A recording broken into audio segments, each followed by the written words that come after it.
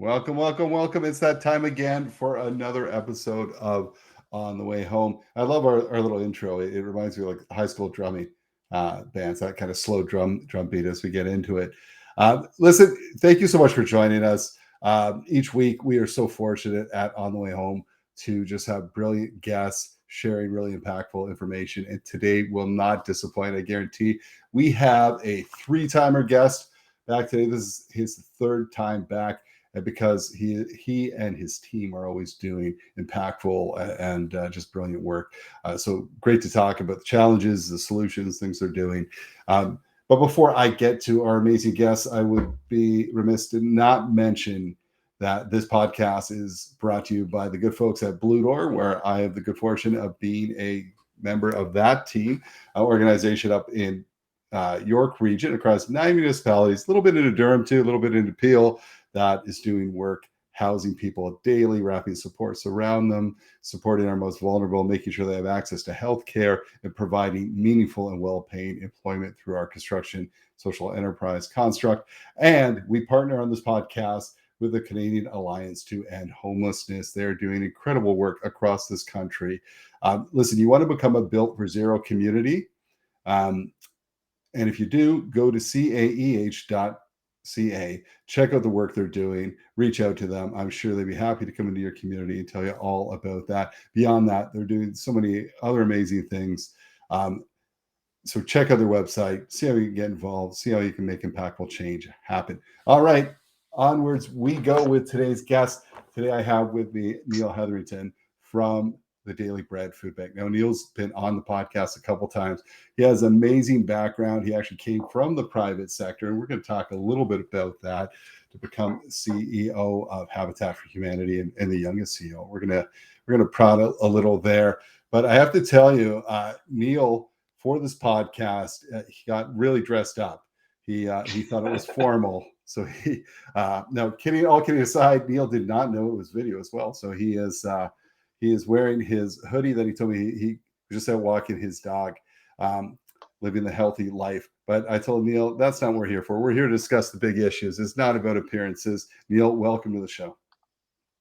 Michael, it's good to see you. Thank you for pointing out the attire. And while you did the introduction, I decided, on Saturday Night Live, when you get to the Five Timers Club, you get a jacket. And so in your scenario, three times, I'm going to say, I now have the three-timer jacket. It's a three-timer hoodie, and so I'm very proud of my hoodie. Anyway, I you know what? It's about content, not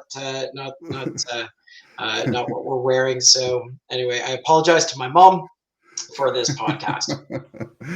No, I'm sure she is quite proud of you. It's about the work. Neil, we ask the same question to every guest that comes on because it means a little something different to everyone. And that question is, what does home mean to you? Well, home to me means safety and security, and a place where I can always sort of reflect on incredible blessings that I've had and privilege that I've had in my life. And so this year, the family home is has been sold, a place where for 50 years my parents have lived, and so it's taking on a special meaning of reflection and remembrance as that home will probably be demolished and they move into a condominium, and but for the entire time that our family has been in this home, it's been that place of security and love and blessing. And some special memories, I'm sure, right? That's what people look back on when they think of home. Now, so Neil, let's go back to the year 2000, 22 years ago. I believe you were working in the private sector and made a big career change to come to the nonprofit sector. And while many people like myself are thrilled that you did, because you made a huge impact in many different organizations since then. Can you talk to me a little bit about what prompted that change? And was it a bit of a culture shock or not really? Well, I had been working with Habitat for Humanity overseas prior to getting my first sort of job. And so I got what we call habititis. I got really excited about Habitat for Humanity because it is a wonderful international organization doing tremendous good work, and it changed my life. And so when the opportunity to be the CEO of Habitat for Humanity in Toronto came up, I was completely unqualified to do it, and yet the board had a little bit of faith, and so they said yes, and it has been something that I can't imagine actually working in the for-profit sector. I feel incredibly lucky to have worked both at Habitat for Humanity, Dixon Hall, and now the Daily Bread Food Bank for the last 20 plus years, in each of them in CEO roles. And I get excited about mission. I get excited about the possibility that we might be able to have impact in the community or impact on somebody's life, be able to help them as they walk on a journey where their right to housing is not being realized, and maybe we advocate alongside them to be able to change that, or the right to food is not being realized, and we walk in that journey together. And so that inspires me far more than any sort of mission statement of working for a condominium developer, or even though we need those things. That's just not who at the core I am. Well, I think too. I mean, a lot of what you were doing, you had transferable skills. Listen, a leader is a leader, whether it's nonprofit or for profit, and you had those skills, and definitely it has showed.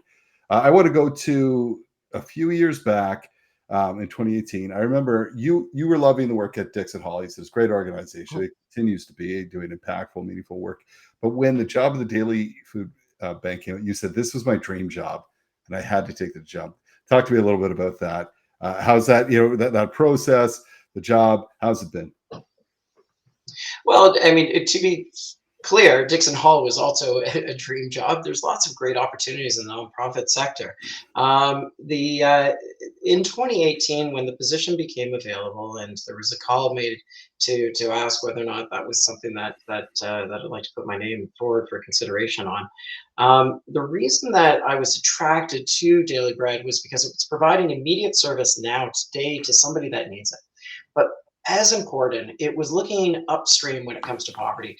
It was looking at what are the systemic causes of food insecurity, poverty, and how can we begin to address those in a serious way. And so it has a fantastic research group, and it has an excellent advocacy group. And so we can leverage what we know by visiting and talking and shaking hands with so many people who are making use of the food bank today, and take their experience and with them formulate strategies of social policies that will allow us to be able to help develop social policies that inevitably, hopefully, will decrease the lineups that we're seeing across the city and across the country, which are absolutely atrocious right now. Yes, and we're going to talk more about that, about the report. And despite great efforts from yourself, and if let's make it clear, if you and the team and many others across this country were not doing the work you were doing, those lines would be tripled, right? You're still doing great work. There's still a lot to be done because those lines are, as we'll talk about, are getting bigger. But that is not due to lack of effort and foresight that you and the team are doing right now. You're right. We have to look at those root causes for sure. Now let's talk a little bit about each year. Yourselves, and I believe it is the North York Harvest group, do a report. So you do a report called, and it's Who's Hungry? Who's hungry? Yeah. Who's Hungry? So let's talk a little Yeah. bit about that. What's the purpose behind the report, and what's all involved in bringing it together? What are the pieces? So the purpose of the report is to give several different groups real-time information about what is happening on the ground. What are we seeing? And so it goes through the quantitative aspects of how many people are coming to food banks. And then it goes demographically, who are they? Then it goes to the what are the causes and the factors that are bringing them to food banks? Why are they food insecure? Why is their right to food not being realized? And then Importantly, it spends the majority of the report talking about the recommendations to be able to change the situation. And we do the report for the general public, of course, but it is often used by academics. It's used by other nonprofit organizations, and the one that I hope it's used even more by is government. All three levels of government, as you know, have a poverty reduction strategy, and they need our help. They need our help to walk back from the difficult limb that they're on right now to be able to change the trajectory of poverty in the country.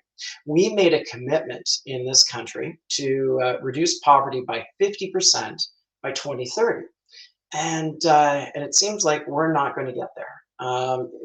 You look at the food bank numbers, and you become disheartened.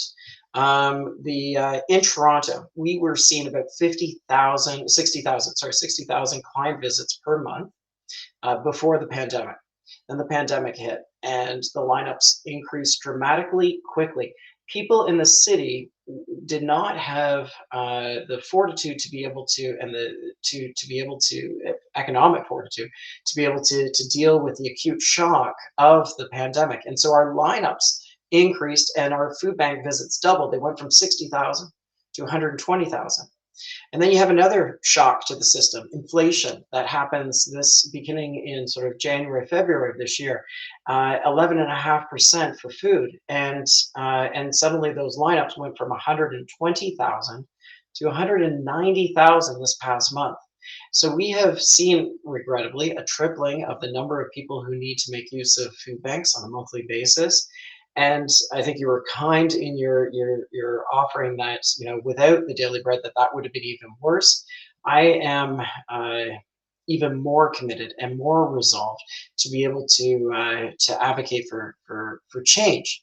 And I'll just, this is a long answer to your very simple question, but just the fact is that when we were all clanging pots and saying to and cheering on essential workers in the pandemic, we all gathered around and said, never again. We all gathered around and said, no, we got to build back better. We got to do something fundamentally different.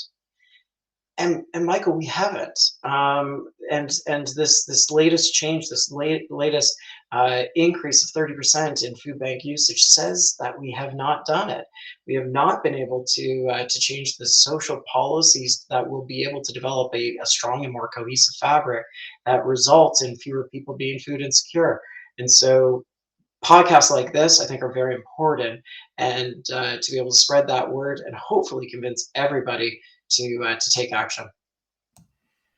Well, quite often in the housing homelessness sector, we'll get asked, or I'll get asked, what does homelessness look like? And I think you would get asked the same thing. I think there's a perception of what does the food bank user look like and people's perception, but there's a new reality too. And what I'm getting at is just recently a retired Toronto city councillor who was responsible for housing, Anna Belayo, said housing was never a headline or affordable housing until it hit the middle class. We're seeing Yes. different people accessing shelters. We're seeing people that are working full time, just can't afford rent. And I think, can you talk about who you're seeing and how the demographic has kind of shifted with food bank usage? Yeah, former Deputy Mayor Anna Ballo is absolutely right, and I have a lot of time and respect for her as she continues her journey in terms of developing affordable housing. And the face of affordable housing has changed. She's entirely right that we're now talking about it more because it's hitting more people. It used to be that you follow the rules, you go through school, maybe you go to college or university, you get a job, you're able to afford a house. That's not the case now for the vast majority of individuals, and so housing affordability is out of reach of just far too many. And so the good news is, out of that, we're talking about it more. Uh, on the food security side of things, the face is changing as well. So inflation meant that anybody on a fixed income, if they weren't already having to make use of a food bank, as people on disability have to depend, they contributed to the number of people. Their incomes weren't going up; they were a fixed income. Maybe they were a senior, and so they needed to come to the food bank to make ends meet. But now I talk about more and more that the person who's going to the food bank is sitting across from you in the cubicle. Think about, maybe they've got one or two kids. Maybe they've got a starting salary somewhere in the 40,000, 50,000 range. You put away a couple of $1,000 for rent each month. You have a couple of mouths to feed, and suddenly you don't have much left over. And that's in a sort of a good circumstance. And so think about a living wage is now, 23 and dollars and change a month, 46,000 dollars just for a living wage. And so people are having to supplement their food purchasing by making use of charity. And fundamentally, that is absolutely antithetical to everything that the food bank stands for. We are working hard to try to reduce the amount of food insecurity by policy change. At the same time, we're firmly committed to meeting the need while it's there. Yeah, I think a lot of people don't understand that. If you came out one day and you and your team and there was no one in line and the need wasn't there, you can be happier. People say, well, you might be out of a Yeah, job, exactly. and I think you'd be okay with that, right? I mean, We, I we, think we would be delighted with that. We would transfer all any monies left over from daily bread. We give the land. We'll give it to Blue Door, and you guys can develop whatever is required from a housing perspective there, and then I guess I'll go back to developing condos. it's no, but and all kidding aside, you mentioned some numbers there. So it's suggested that um, people spend 30%. 30% is that kind of threshold to spend on housing of a household income. I believe in this report it talks about many food bank users spending about 69% of their household income and more on housing And more, yeah. and more. And right, what talk about some of the dollar amounts that you found that are left over after paying for housing that people have Well, the spending. one that shocked me, the shocker of this year's report was 1 in 5 food bank users, 18%, 1 in 5 food bank users spend 100% of their income on rent. That means they are completely dependent. You might go, how does that even happen? They are completely dependent on charity, friends, and family to be able to make ends meet, to be able to pay for every bit of food, whether they're getting it from a food bank or community meals or friends or family. They're completely dependent on the furniture bank. They're completely dependent on thrift shops to be able to get the clothing that they need, or friends and family. And so that one, not only are the numbers increasing so dramatically, the depth of concern for each individual has increased dramatically as well. And so that one was the one that I shook my head at and just said, how can we let this happen?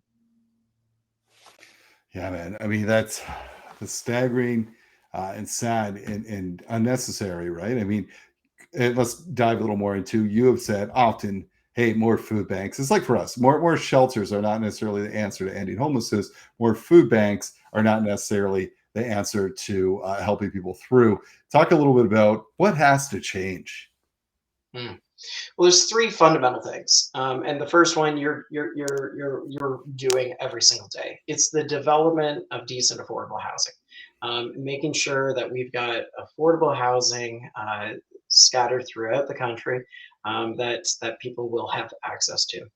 The second is around income security. I Here's something. I'm sorry to soapbox a bunch of things, but I'm going to soapbox this one. When CERB came out, that guaranteed income for everybody at the start of the pandemic who needed it, the government said, geez, for people to get by, they need $2,000 a month. And so everybody who needed it got access to $2,000. Everybody in Ontario who is on disability gets $1,229 a month to survive on. They are underwater every single month and dependent on charity. And so we have to have an honest conversation about what is the decent level of income security for somebody on disability. The poverty line in Ontario is, depending on the area you're in, but it's roughly around $2,100. And so every single month, we are legislating that somebody on disability, somebody who cannot work, must be in poverty. And how contrary to the values that we espouse as a province is that? And so I think we need a really hard conversation about the treatment of those on disability right away. The third thing, so income security is the second, affordable housing is the first. The last one is around decent employment. Many of the people that are coming to the Daily Bread Food Bank or North York Harvest or food banks all across the country, they are cobbling together a couple of jobs to be able to make things happen, to be able to make ends meet. And so when they do that, they no longer have access to benefits. And so they're having to make choices on medications for their kids or rent, hydro or dental care for a child.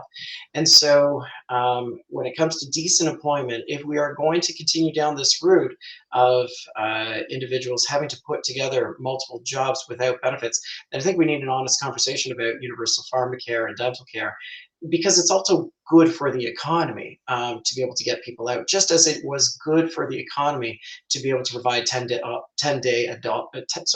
dollars a day daycare for to get many more people into the workforce.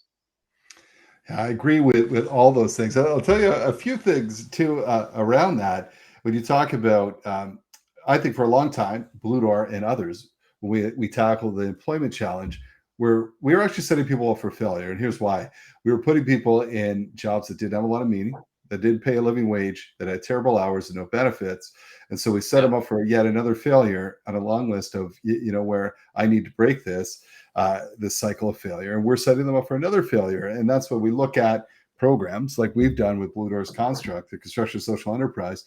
What appealed to us on that is that meaningful work, career, starting off at a living wage right away, and it only goes up. yeah, Massive demand for it, and yeah, and who's going to build the 3 million homes across the country? So we need those exactly. people. So everyone wins, and it also, and here's the other win is it brings in revenue, right? So it's a revenue generating piece, and it gets people involved. So we have to just think, I think, a little differently and moving forward. What you mentioned too, people need to, if people realize that 15% of everyone living in Ontario receives Ontario Works or ODSP, disability, as you're talking about, right?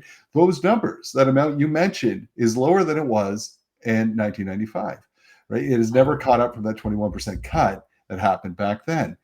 So think about if your income was lower than it was in 1995 with 2022 prices, right? And the inflation that's happened. There's a huge gap. We see that. The Globe and Mail talks about the need of $90,000 for a household income to afford a one-bedroom apartment in the GTA. If your income is $13,000 a year, again, massive gap, right? Who's going to fill in those gaps? It's falling on charities and others to do so. But we need to work with government and community to make that change happen. Uh, any any hopes for this report as you put it forward to the community? What are your hopes moving forward of how this information is used? Well, I guess my first hope is that it causes a conversation among at kitchen tables that results in politicians taking action. Politicians will listen. The more that and provided that we get angry about what is going on, and point out the failures that we've got. You're talking about the adjustments to disability. This 5% adjustment that was just recently done was the first adjustment since 2018. And so you talk about, just this past year, 11.5% inflation. Um, those folks are so underwater year after year, and further exacerbating the divide between those who have and those who don't have. Further, poverty costs Ontario $33 billion a year. It is expensive to pay for poverty, to pay for shelters, to pay for food banks, to pay for the justice system, the healthcare system. It is incredibly expensive. So it is in our best economic interest to be able to build a healthy and vibrant Ontario, to be able to have sustainable policies that make sure that we do not have the divide that we currently have and are exacerbating. So I guess my hope is people are going to read this report, they're going to get angry, and that they do one simple thing, and that is call whatever level of government they choose, whoever their politician is, and say, today's the day for you to implement your poverty reduction strategy. All levels of government have one. You can phone, you can send them an email, text them if you got it, and just say, please implement this. Yeah, and you talked about that in the report. You said number one, take action, like you just said. Call, push all levels of government to implement the poverty reduction strategy. What are the two? There's two other pieces, I believe, two other action steps. Hey, do that, but do these things too. And what are they? Well, I guess the action that I'm hoping people will take is that poverty Yeah. reduction strategy, because that's an umbrella that encompasses employment, and encompasses income supports, and it encompasses affordable housing. But I also do hope that people will do something in the short term. I do hope that people will say, you know what? I have the means to, so I'm going to give to Blue Door, or I'm going to give to Habitat, or to Daily Bread, that they are able to provide funding, that they are able to provide talent in terms of their time with the organization. But ultimately, all of us are just tired of seeing with the hurt that is going on. And it really does require the duty bearer of the government to be able to set up the systems that allow for people's right to housing and right to food to be realized. And we're not talking about giving away free houses and giving away free food on the corner. We're talking about making sure the systems are in place that allow people to be able to go through a program like you offer, to be able to gain that employment, and have the sense of dignity associated with that great paying job, knowing that they're contributing to community. Well said. Well said.